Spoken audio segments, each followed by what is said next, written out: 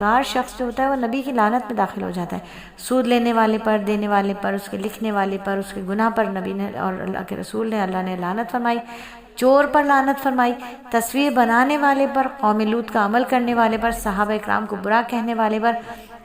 اگر گناہ میں کوئی نقصان نہ بھی ہوتا تو کہ یہ تھوڑا نقصان ہے کہ رحمت اللہ عالمین کی لعنت میں شامل ہو جائیں، داخل ہو جائیں۔ اور معلومات میں آج کی یہ کہ سب سے پہلے جس نے قاضی کا وظیفہ بیت المال سے جاری کیا وہ حضرت عمر رضی اللہ تعالیٰ عنہ ہیں۔ اور نیکی کا سلیقہ بھی ہمیں سیکھنا چاہیے کہ آج کے دور میں نیکی کی طرف جو ہے وہ رغبت کم ہے۔ اگر کسی سعادت مند کو نیکی کرنے کا جذبہ پیدا ہو جاتا ہے تو نفس اور شیطان کوشش میں لگے رہتے ہیں اول تو یہ نیکی کے قریب ہی نہ جائے، اور اگر جائے کرے بھی تو اس کو کیا کرتے ہیں، ریاکاری میں مبتلا کر دیتے ہیں۔ اور آج ہم دیکھتے ہیں کہ سوشل میڈیا کے ذریعے نیکیوں کی کس طرح سے تشہیر کی جاتی ہے، کس طرح اپنی نیکیوں کو بڑھا چڑھا کر اور لازمن دکھانے کی کوشش کی جاتی ہے۔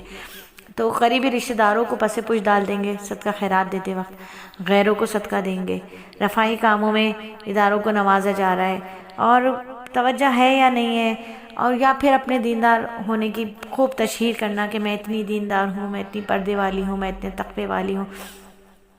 حضرت فرمایا کرتے تھے کہ حاجی کیوں لکھتے ہو اپنے نام کے ساتھ؟ کیا تم کو پتہ ہے کہ تمہارا حج قبول ہو گیا ہے؟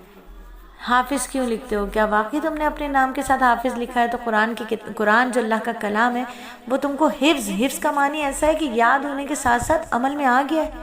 عالم کیوں لکھتے ہو اپنے نام کے ساتھ؟ کہ واقعی تمہیں سارا علم آ گیا ہے، سارا علم آ گیا ہے، تمہیں دنیا جہان کا علم آ گیا ہے، تم عالم ہو گئے ہو۔ ایسے نہیں، تو یہ چیزیں جو ہوتی ہیں نا یہ ریاکاری میں آ جاتی ہیں۔ اللہ تعالیٰ ہم سب کو بچائے ان چیزوں سے۔ جائیداد کی کوئی چیز وقف کرنی ہے تو تحقیق کے بغیر کسی نااہل کو نگرانی دے دی جائے، یا ایسے ٹرسٹ یا فارم کو دے دی جائے، رفاہی ادارے کو دے دی جائے جو اس کے اہل ہی نہیں ہے، صرف کس لیے کہ ریاکاری، لوگوں میں تشہیر ہو جائے، واہ واہ ہو جائے۔